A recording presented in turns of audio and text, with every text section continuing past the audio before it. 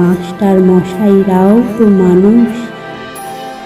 সকালের প্রেয়ার লাইনে শুরু হতো আপনাদের কথা, লাইন করে দাঁড়াও, লাইনে দাঁড়িয়ে কোনো কথা বলবে না, হাতের নখ কাটা নেই কেন,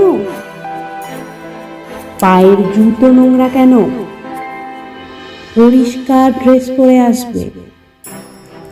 তারপর বাংলা, ইতিহাস, অঙ্ক, ভূগোল, পড়া পড়া আর পড়া।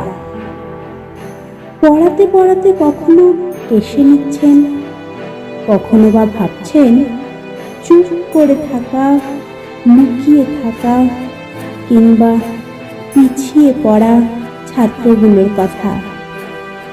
সস্নেহে পিঠে রেখেছেন হাত। পড়াশোনার মতো বন্ধু হয় না রে।